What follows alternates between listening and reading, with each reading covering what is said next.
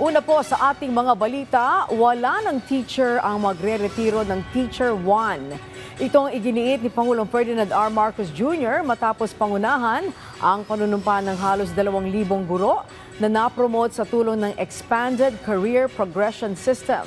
Pangako pa ng Pangulo, susuklian ng pamahalaan ang sakripisyo ng mga guro para sa bayan.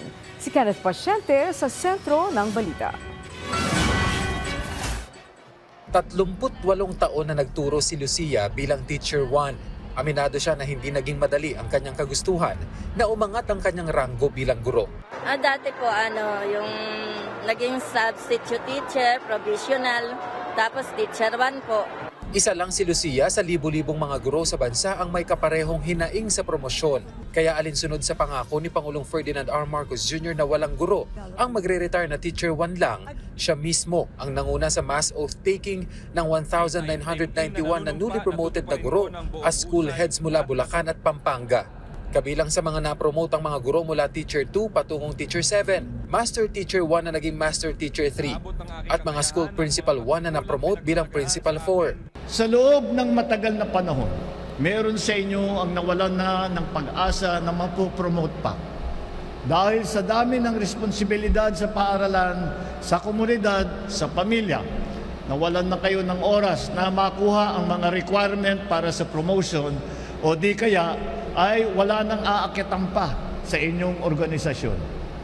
Inakala ninyo marahil na magre-retire kayong hindi nakakatikim ng ma-promote. Hindi ako papayag na hindi masuklian ang inyong sakripisyo.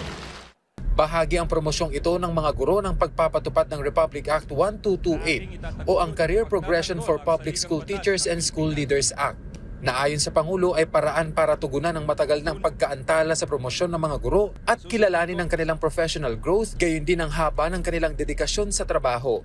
I have always believed that the true measure of a nation's progress is the kind of future that we prepare for our youth. Policies and programs set the direction, but it is through you, our teachers, that these aspirations take root and grow. In this age, many of our challenges require discipline, honesty, empathy, values first learned at home and strengthened in your classrooms through your example. Binigyang diin din ng Pangulo na kahit pa sa makabagong teknolohiya, hindi pa rin anya nito mapapalitan ang husay ng mga guro sa paghubog ng mga kabataan. Kahit ilang laptop, artificial intelligence o ano pang teknolohiya ang gamitin natin, wala pa rin papalit sa pagmamahal, sa malasakit at sa alaga ng ating mga guro sa inyong mga estudyante.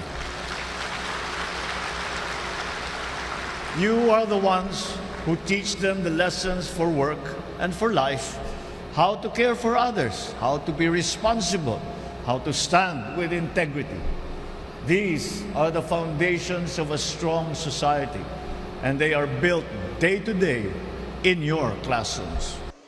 Nananatili anyang prioridad ng administrasyon ng pagpapataas ng antas ng edukasyon sa pamamagitan ng paglalaan dito ng pinakamalaking pondo sa 2026 national budget.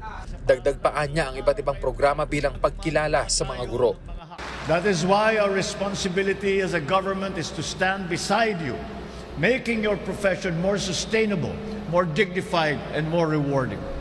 Kagaya ng aking nasabi sa dati, prioridad natin ang edukasyon hanggang matapos ang administrasyong ito. Sobrang saya po kasi po sa 38 years na Teacher 1, hindi ko po inaasahan na talaga pong magre-retire na po ako. Bigla po na nabanggit po ni President na wala pong magre-retire ng Teacher 1. Makakatulong po ito ng malaki kasi po yung may nag-aaral pa po ako na isang anak. Malaking tulong din po iyon sa aming pamilya. Sa ngayon, nasa 16,000 na guro na ang napromote sa ilalim ng ECP system at nasa 40,000 application ang kasalukuyang under review. Kenneth Pasyente para sa Pambansang TV sa Bagong Pilipinas.